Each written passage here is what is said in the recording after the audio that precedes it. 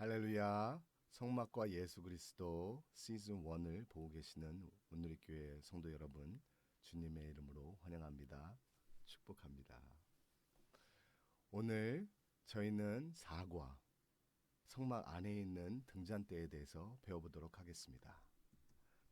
등잔대는 영어로 lampstand이라고, the golden lampstand, 금으로 만들어진 등잔대라고 얘기하죠. 그래서 이 등잔대가 어떻게 예수님을 핀포인트, 어떻게 예수님을 가르치는지 우리가 보도록 하겠습니다. 우리가 성경의 어느 것을 볼 때도 우리는 예수 그리스도를 봐야 됩니다. 예수님은 알파와 오메가시오, 처음과 나중이시오. 우리가 어디에 있든지 무엇을 하든지 우리는 예수님을 위해 삽니다. 그래서 공부하기에 앞서서 저희가 김준곤 목사님의 백문일답 16번에서 20번까지 다시 한번 외치면서 나아가겠습니다. 바른 교육은 어떻게 할 수 있습니까? 예수 그리스도. 영적 부흥의 기폭점은 어디에서 나옵니까? 예수 그리스도. 청소년들이 새로워지는 비결은 어디에 있습니까? 예수 그리스도. 아멘. 사회범죄가 감소되고 없어지는 비결은 어디에 있습니까? 예수 그리스도. 농민들이 들어야 할 메시지는 무엇입니까? 예수 그리스도. 아멘. 예. 요즘에 홍수 때문에 농민들이 많이 고생하고 계시는데 우리 중부지방에 있는 농민들께서 우리가 바라봐야 될 것은 예수 그리스도이십니다. 하나님께서 우리가 성막 뜰을 지나서 성막을 세우라고 하십니다. 성막 안에는 성소와 지성소가 있지요. 우리 출애굽기 26장 1절부터 같이 읽겠습니다. 또한 너는 성막을 만들어라. 고운 배실과 청색실과 자수색실과 홍색실로 휘장 10폭을 만들고 그 위에 정교하게 그룹을 수놓는다. 성막 안에는 성소와 the holy place와 지성소가 있어요. The most holy place, holy of holies라고도 얘기하죠. 그래서 저희가 오늘 살펴볼 것은 the holy place, 성소입니다. 그래서 성소 안에는 남쪽에는 그림에서 보시듯이 등잔대가 있고요. 그 다음에 북쪽에는 진설병 두는 상이 있고요. 그리고 서쪽에는 분향제단이 성소 안에 있습니다. 그래서 오늘 저희가 살펴볼 것은 등잔대, 남쪽에 있는 등잔대에 대해서 살펴보겠습니다. 출애굽기 25장 39절 같이 읽겠습니다. 이 등잔대와 이 모든 부속품을 순금 1달란트로 만들어라. 등잔대를 순금으로 만들어라 그랬어요. 순금도 그냥 조금이 아니라 1달란트로 만들라고 했습니다. 이 1달란트가 30kg 정도 된다 그래요. 그래서 그 1kg의 요즘 시가로 한 순금이 700만 원 정도 된답니다. 그래서 30kg의 1달란트의 순금은 2억 1천만 원이 되는 거죠. 그래서 이 등잔대 하나에 2억 1천만 원이라는 거금이 들어가는 것입니다. 그래서 이 등잔대는 순금으로 만들어졌는데 이 순금은 하나님의 영광을 상징합니다. 구약에서 출애굽기 28장 2절 5절 같이 읽을게요. 너는 내 형 아론을 위해 거룩한 옷을 주어 영광과 아름다움을 선사해야 하는데 그들로 하여금 금실, 청색실, 자수색실, 홍색실, 고운 배실을 쓰게 하라. 하나님께서 제사장들, 특히 아론과 그 자손들에게 영광스러운 에봇을 입으라고 합니다. 그 영광스러운 에봇이 어떻게 영광스러워지냐면 순금으로 된 금실을 쓰라고 해요. 그래서 금을 보면서 우리는 하나님의 영광을 보게 됩니다. 신약도 마찬가지예요. 베드로전서 5장 4절에 보면 그렇게 하면 목자장이 나타나실 때 여러분은 시들지 않는 영광의 면류관을 받게 될 것입니다. 베드로 사도가 5장 1절부터 장로들이 하나님 앞에 헌신하면 이런 영광의 상을 받는다. 영광의 면류관을 받을 것입니다 했어요.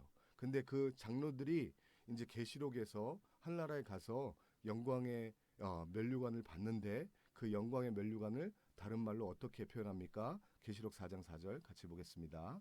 또 보좌 둘레에는 24개의 보좌가 있고 그 보좌에는 24명의 장로가 흰옷을 입고 머리에 금 면류관을 쓰고 앉아 있었습니다. 예, 영광의 면류관을 장로님들이 받을 텐데 예수님 위해 헌신해서, 근데 그 영광의 면류관이 금 면류관이라는 것입니다. 그래서 이 금은, 황금은 하나님의 영광을 상징하죠.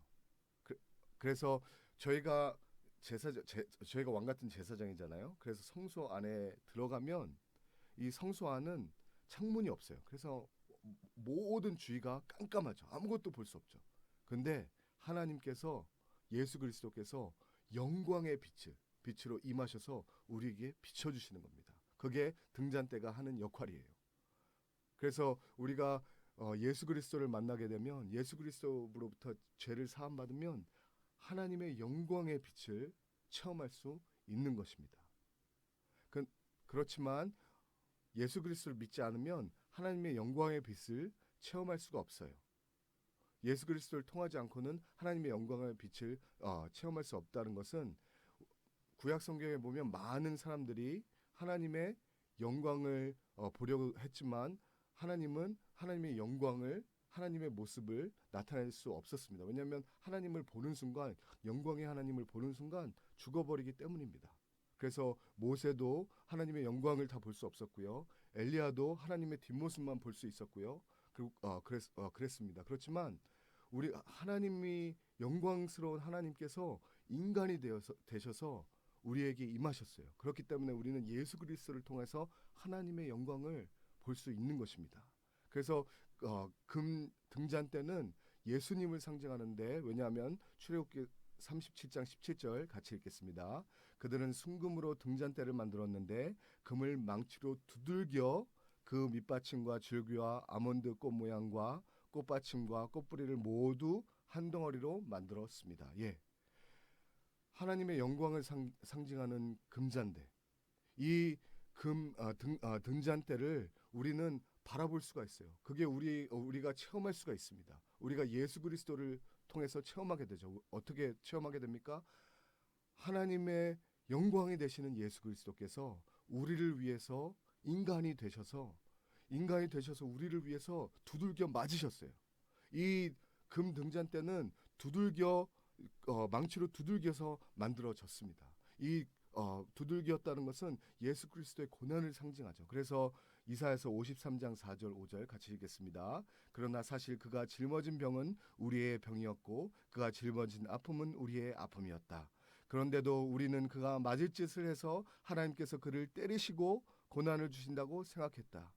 그러나 사실은 우리의 허물이 그를 찔렀고 우리의 악함이 그를 상하게 했다. 그가 책망을 받아 우리가 평화를 누리고 그가 매를 맞아서 우리의 병이 나은 것이다. 예, 이 하나님의 영광을 상징하는 금 등잔대는 두들겨서 만들어졌습니다. 하나님의 영광을 상징하는 예수 그리스도께서는 인간이 되셔서 우리를 대신해서 두들겨 맞으셨다고 이사야 선지자는 예언했습니다.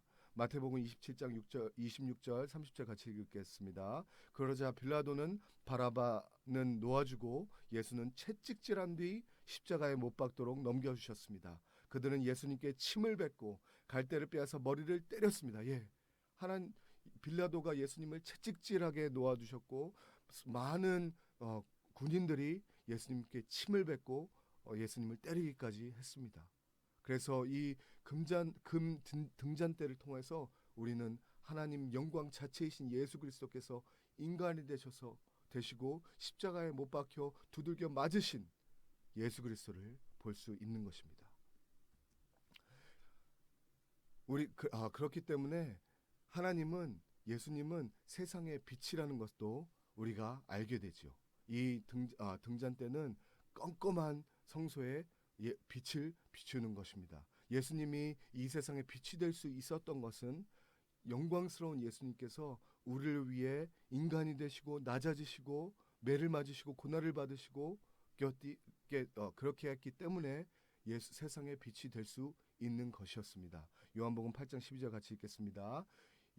예수께서 사람들에게 다시 말씀하셨습니다. 나는 세상의 빛이다. 누구든지 나를 따르는 사람은 어둠 속에 다니지 않고 생명의 빛을 얻을 것이다. 요한복음 3장 19절 말씀입니다. 그 심판은 이것인데 곧 빛이 세상에 왔지만 사람들이 자기 행위가 악하기 때문에 빛 대신 어둠을 사랑한 것이다. 예, 우리는 모두 하나님의 영광의 빛을 볼 수 없습니다. 오직 하나님이신 예수님께서 인간으로 이 땅에 오셔서 우리가 예수님을 구주로 영접해야만 하나님의 영광의 빛을 볼 수가 있는 거예요. 그렇기 때문에 예수님께서는 자기가 빛이라고 하셨지만 많은 사람들이 예수님을 영접하지 않았기 때문에, 믿지 않았기 때문에 그 빛 대신 어둠을 사랑해서 예수님이 빛이신지 몰랐다고 요한 사도는 말씀합니다. 그리고 예수님은 빛이신데 영원한 빛이세요. 이 세상의 빛이시고, 그리고 이 세상의 저 천국의 빛이 되시는 예수님이십니다. 계시록 21장 23절 같이 읽겠습니다. 도성은 해나 달의 비춤이 필요 없습니다.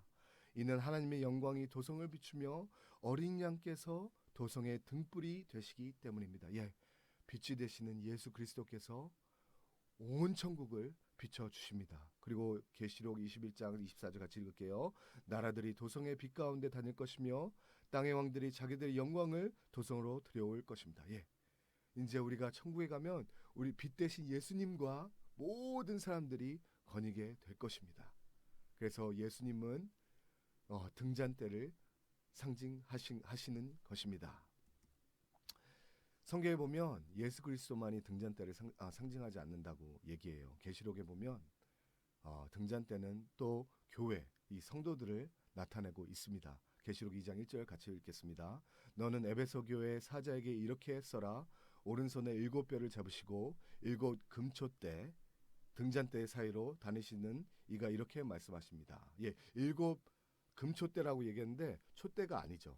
금 등잔대예요. 영어로도 gold lampstand이라고 얘기하죠. 왜냐하면 이 등잔대는 가운데 등잔대가 하나 있고요. 왼쪽에 3개, 오른쪽에 3개 만들라고 했습니다. 그래서 7개가 되죠. 그래서 7개가 되죠. 그래서 이 7 금 등잔대를 계시록에서는 7 교회다라고 말씀하고 있어요.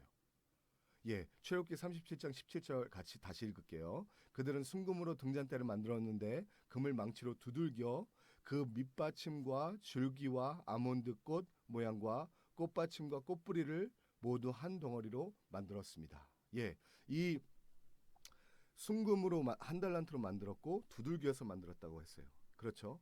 그리고 이 금 등잔대는 7 등잔대를 다 아몬드 트리 모양으로 만들었어요. 그래서 아몬드 줄기 모양으로 나아가고요. 그리고 그 위에는 아몬드 꽃받침이 돼 있고 꽃봉우리가 돼 있고. 그 얘기는 무슨 말이냐면 우리 7 교회가 교회가 우리 성도님들이 예수님 안에서 그렇게 자라가고 꽃이 피고 열매를 맺으라는 말이에요.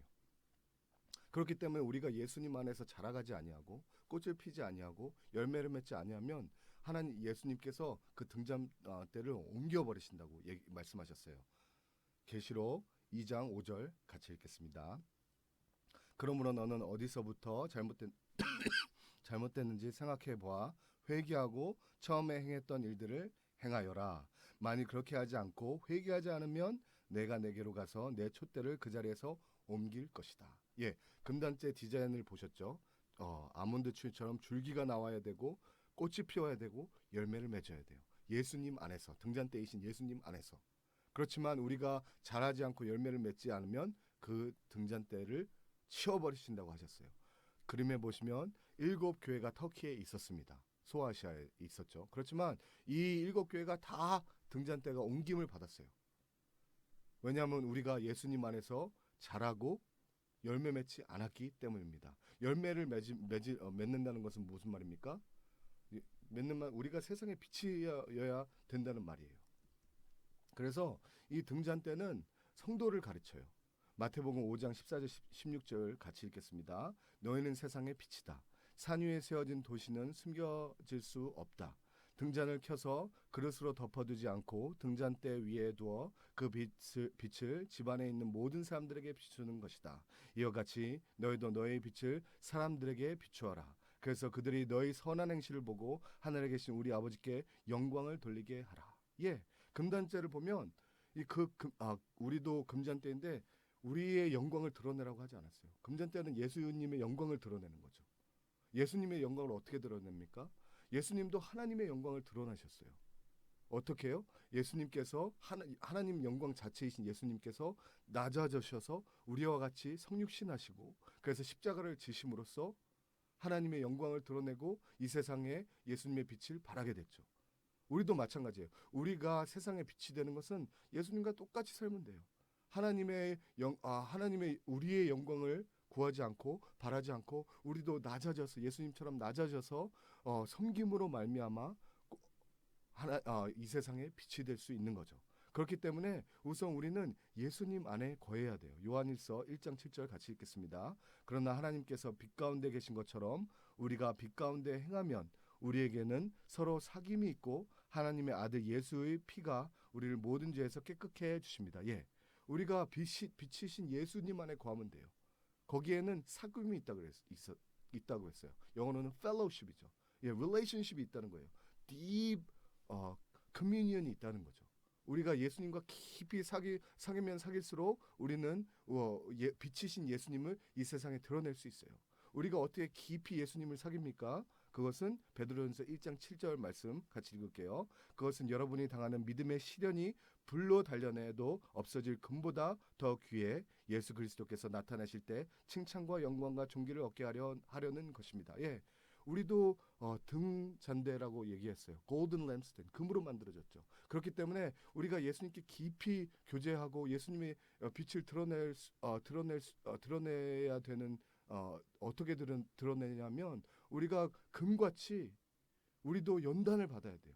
우리가 연단을 받음으로 고난을 받음으로 예수님을 붙들므로 우리가 연단되어지고 고난을 통해서 우리가 예수님과 깊이 사귀게 되고 예수님을 깊이 사귀게 되므로 우리가 예수님의 빛을 이 세상에 발하게 되죠. 예, 그리고 등잔대 안에 기름은 성령님을 상징합니다. 등잔대는 촛대가 아니에요. 초를 꼽아서 하는 것이 아니라 등잔대는 올리브유를 태워서 빛을 발했습니다. 출애굽기 27장 20절 21절 같이 읽을게요. 이스라엘 백성들로 하여금 올리브를 짜는 깨끗한 기름을 등잔용으로 내게 가져오게 하여 등불이 항상 켜있게 하여라. 아론과 그의 아들들은 증거궤 앞에 휘장 바깥 회막에서 저녁부터 아침까지 여호와 앞에 등불을 켜놓아야 한다. 이것은 이스라엘 백성들 가운데서 대대로 지켜야 할 영원한 규례이다. 예, 등잔대에는 곁가지 6가지가 있죠. 그리고 가운데 가지가 하나 더 있어요. 그래서 7개. 그 불이 항상 올리브유를 넣어서 항상 밝게 탔어야 됐어요. 그 올리브유는 성령의 기름을 뜻하는 거죠. 그래서 우리는 계시록 4장 5절 보좌로부터 번개들과 우르렁 거리는 소리들과 천둥 치는 소리가 나고 보좌 앞에 7 등불이 타오르는데 있는데 이것은 하나님의 7 영입니다. 예, 그 등불에서 타오르는 것이 하나님의 영이라고 그랬어요. 그게 성령님을 말씀하는 거죠. 그래서 이 성령님은 우리가 어떻게 예수 그리스도처럼 이 세상에 빛이 되는가? 예수님이 어떻게 이 세상에 빛이 되었는가? 예수님은 철두철미하게 성령님을 의지해서 사역을 했습니다. 왜냐하면 예수님이 금잔대잖아요. 금 등잔대잖아요. 그래서 그 금 등잔대가 타오르려면 성령님의 기름 부으심이 있었어야 됐어요. 그렇기 때문에 예수님은 이 세상에서 살아가는 동안에 성령님을 의지하고 성령님의 능력으로 사역을 하시게 된 것이죠. 성령님의 기름 부으심으로. 그래서 마태복음 1장 20절에 요셉이 이런 생각을 할 때에 주의 천사가 꿈에 나타나 말했습니다. 다윗의 자손 요셉아 두려워하지 말고 마리아를 내 아내로 맞아라. 마리아가 가진 아기는 성령으로 임신된 것이다. 예, 예수님은 태어날 때부터 성령의 도움으로 성령의 능력으로 성령의 기름 부으심으로 이 세상에 왔습니다. 그리고 누가복음 4장 14절 18절 말씀에 예수께서 성령의 능력을 입고 갈릴리로 돌아오시자 그분에 대한 소문이 전역에 두루 퍼졌습니다. 예, 예수님이 사역 공생의 사역을 시작하실 때 성령의 능력으로 시작하셨어요. 그래서 18절에 보면 주의 영이 내게 내리셨다. 이는 하나님께서 내게 기름 부으셔서 가난한 사람들에게 복음을 전파하도록 하기 위해서다. 하나님께서는 포로된 사람들의 자유를 못 보는 사람들에게 다시 볼 수 있음을 억눌린 사람들에게 해방을 선포하기 위해서 나를 보내셨다. 예, 예수님께서 모든 이 사역을 감당할 수 있었던 것이 성령의 기름 부으심, 성령이 임하셔서 할 수 있었던 것입니다. 예수님은 황금 등잔 때이시고요. 성령의 기름 부음으로 활활 타셨죠. 그래서 로마서 8장 11절에 예수님이 부활하는 것도 성령의 능력으로 행하신 것입니다. 예수를 죽은 사람들 가운데 살리신 분의 영이 누구죠? 성령님을 말씀하시죠. 여러분의 안에서 거하시면 그리스도 예수를 죽은 사람 가운데서 살리신 분께서 여러분 안에 거하시는 자기 영으로 인해 여러분의 죽을 몸도 살리실 것입니다. 예. 예수님께서 성령의 능력으로 부활하셨어요. 예수님께서 성령의 능력으로 탄생하셨어요. 예수님께서 성령의 능력으로 모든 일을 행하셨습니다. 우리도 성령님의 능력으로, 우리도 촛대라고 했잖아요. 우리도 교회처럼 촛대라고 했잖아요. 그래서 올리브유로 탈 수 있게끔 하나님께서 성령에 의지하지 않으면 우리가 못하게끔 하나님께서 하셨습니다. 그래서 우리는 성령님을 의지해야 돼요. 출애굽기 27장 20절 말씀에 이스라엘 백성들로 하여금 올리브를 짜낸 깨끗한 기름을 등잔용으로 내게 가져오게 하여 등불이 항상 켜 있게 하여라. 예, 우리가 하나님의 촛대라고 등잔대라고 얘기했죠. 그래서 우리도 깨끗한 성령의 기름으로 항상 태워야 됩니다.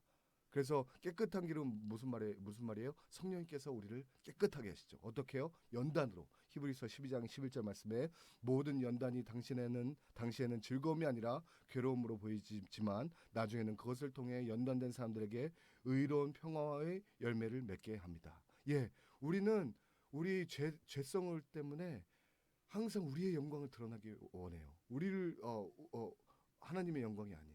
그렇지만 하나님 예수 그리스도는 하나님의 영광을 드러내기 위해서 성육신하시고 이 땅에서 죽고 이 땅에서 빛을 발했습니다. 우리도 연단을 통해서 우리가 우리 영광을 드러내는 것이 아니라 하나님의 영광을 드러내야 되는구나. 그래서 고난을 통해 예수님처럼 두들겨 맞음으로 고난을 통해서 우리가 하나님 영광을 드러내야 된다는 것을 알게 되죠. 그리고 거룩한 생활로 깨끗해야 됩니다. 에베소 4장 30절 31절 말씀에 또 하나님의 성령을 슬프게 하지 마십시오. 여러분 성령 안에서 구속의 날까지 인치심을 받았습니다. 모든 악독과 분노와 화내는 것과 고함치는 것과 비방하는 것을 모든 악의와 함께 내버리십시오. 예, 성령을 슬프게 하면 안 돼요. 그래서 우리는 항상 우리의 마음과 우리의 모든 행동을 정결하게 하는 성령의 기름 부음을 받아야 되죠. 그리고 출애굽기 27장 20절에 보면 항상 이 불은 항상 켜 있어야 된다고 얘기합니다. 이스라엘 백성들로 하여금 올리브를 짜낸 깨끗한 기름을 등잔용으로 내게 가져와야 하며 등불이 항상 켜 있게 하여라. 출애굽기 그 다음 절에 봐도 저녁부터 아침까지 여호와 앞에서 등불을 켜놓아야 한다고 했어요. 성령 충만한 생활은 24시간입니다. 항상 그렇게 해야 돼요. 항상 성령님을 붙들고 나가야 됩니다. 또한 술에 취하지 마십시오. 잘못하면 방탕에 빠지기 쉽습니다. 오히려 성령으로 충만하게 되십시오. 예, 저희가 성령 충만하지 않으면 하나님의 영광을 드러내기보다 우리의 영광을 드러내고 예수님처럼 낮아지기보다 우리가 높아지게 되고 그리고 남들을 이 세상에 빛이 되는 것보다 이 세상에 정말로 어둠이 됩니다.